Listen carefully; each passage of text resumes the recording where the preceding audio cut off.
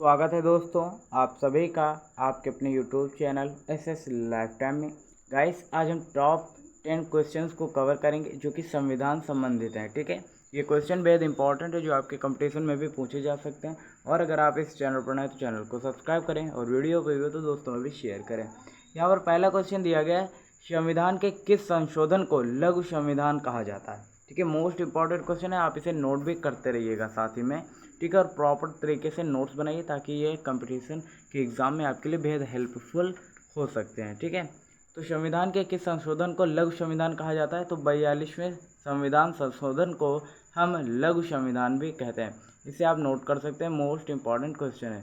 ठीक है, 42वें संविधान संशोधन को हम क्या कहते हैं, लघु संविधान कहते हैं। नेक्स्ट क्वेश्चन है, भारतीय संविधान का जनक किसे कहा जाता है। मोस्ट इंपॉर्टेंट है क्वेश्चन। ठीक है, तो भारतीय संविधान का जनक डॉक्टर भीमराव अंबेडकर को कहा जाता है या उन्हें जाना जाता है। मोस्ट इंपॉर्टेंट क्वेश्चन है ये भी। संविधान की कुंजी किसे कहा जाता है, तो संविधान की कुंजी प्रस्तावना को हम कहते हैं। ठीक है, ये कॉमन सेंस यहाँ पर आपको यूज करना था तो आप इसे कर सकते थे। संविधान की कुंजी किसे कहते हैं, तो प्रस्तावना को हम संविधान की कुंजी कहते हैं। तो इसे आप कुछ इस तरह से सॉल्व कर सकते थे या आप याद रख सकते हैं। ठीक है, नेक्स्ट है, अनुच्छेद 1 में भारत को क्या बताया गया है, तो अनुच्छेद 1 में भारत को राज्यों का संघ बताया गया है, ये आप याद रख सकते हैं। नेक्स्ट क्वेश्चन है, वर्तमान में मौलिक अधिकारों की संख्या कितनी है, तो वर्तमान में मौलिक अधिकारों की संख्या 6 है, और जो कि पहले 7 थी लेकिन अब 6 है। ठीक है, वर्तमान में 6 है, आप इसे याद कर सकते हैं। राष्ट्रपति अपना त्यागपत्र देना चाहे तो किसे देगा, तो अगर राष्ट्रपति अपना त्यागपत्र देता भी है तो वह उपराष्ट्रपति को देता है।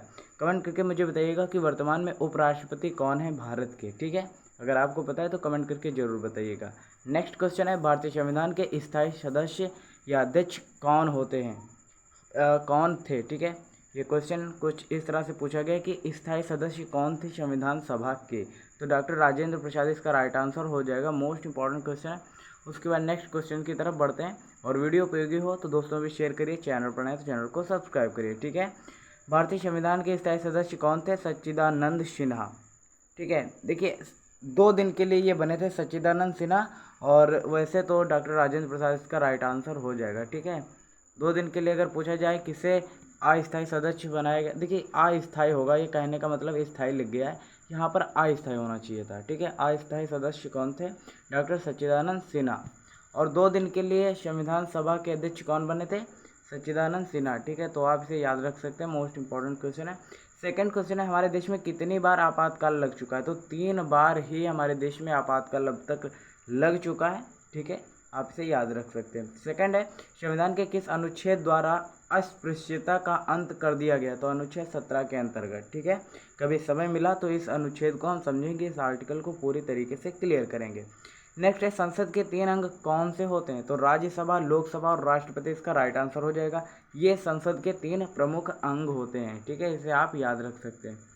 उसके बाद नेक्स्ट क्वेश्चन है, शून्य काल का समय कब से कब तक का होता है, तो शून्य काल का समय 12 बजे से 1 बजे तक का होता है, जिसे हम 1 घंटे का अंतराल दिया गया है।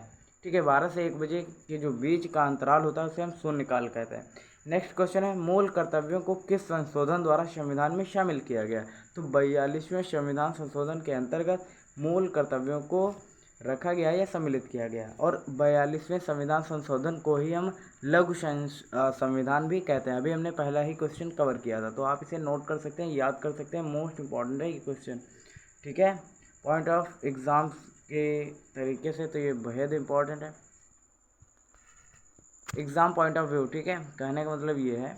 और नेक्स्ट क्वेश्चन है, विश्व में किस देश का संविधान सबसे बड़ा और लिखित संविधान है, तो भारत इसका राइट आंसर हो जाएगा। और वो जो संविधान लिखकर तैयार किया गया उसका वजन कितना है, तो 13 किलोग्राम इसका राइट आंसर हो जाएगा।